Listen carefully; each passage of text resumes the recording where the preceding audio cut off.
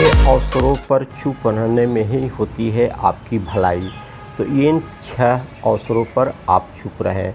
कौन से जगह है, कौन से अवसर है, चलिए जानते हैं। जब कोई कर रहा हो किसी की बुराई, जब कोई आदमी आपके सामने किसी तीसरे आदमी की बुराई कर रहा हो, तब तुम्हें चुप रह कर के बस सुनना चाहिए, अपनी राय व्यक्त नहीं करना चाहिए। क्योंकि जो आज आपके सामने किसी तीसरे की बुराई कर रहा है, वह कल किसी और के सामने आपकी बुराई भी कर सकता है। यदि आपने कुछ कहा हो तो वह भी बात दूसरे से कहेगा। अधूरा सच, यदि आपको किसी घटना या किसी विषय पर अधूरी जानकारी है तो चुप ही रहना उत्तम होता है। क्योंकि अधूरा ज्ञान बड़ा घातक होता है। यह आपको हंसी का पात्र भी बना सकता है या किसी मुसीबत में भी डाल सकता है। इसलिए चुप रहना सीखें। जब कोई नहीं समझे आपकी भावना, यदि आपको लग रहा है कि कोई व्यक्ति आपकी भावना, दुख या परेशानी को शब्दों में नहीं समझ पा रहा है, या वह आपको ध्यान में से नहीं सुन रहा है या नहीं समझ रहा है, तो ऐसे व्यक्ति के सामने चुप रहना ही ठीक होता है। क्योंकि ऐसे लोगों की आपकी भावना या दुख से कोई मतलब ही नहीं होता है। ऐसे लोग को अपना राज बता करके आप पछताएंगे और कुछ नहीं पाएंगे।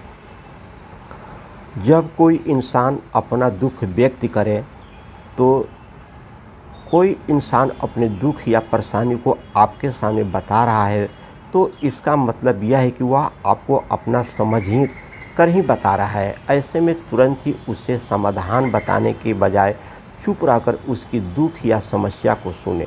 उसके दुख या समस्या को किसी और को न बताएं। क्रोध या घृणा करने वाले लोग, जब कोई अपना या कोई सगा संबंधी आप पर क्रोध कर रहा हो, आपको अपमान कर रहा हो या घृणास्पद शब्द बोल रहा हो, तो आपको उस वक्त चुप रहना ही चाहिए, ताकि सामने वालों का गुबार पूरी तरह से बाहर निकल जाए। आप यदि सही हैं तो उसके कतई माफ़ी न मांगें और चुप रहकर सही समय का इंतज़ार करें। वह खुद ही आपसे माफ़ी मांग लेगा या उसे अपनी गलती का खुद ही एहसास हो जाएगा। पवित्र वस्तुएं का न करें अपमान। कोई वस्तु आपके लिए अपवित्र है और वही वस्तु दूसरे के लिए पवित्र है, तो वहाँ आपका चुप रहना ही चाहिए। चुप रहना ही ठीक होता है। अनादर हमें किसी भी चीज़ का नहीं करना चाहिए, चाहे वह किसी इंसान को लेकर हो या फिर किसी धर्म को लेकर हो। अपमान करने से आप महान नहीं बन सकते हैं।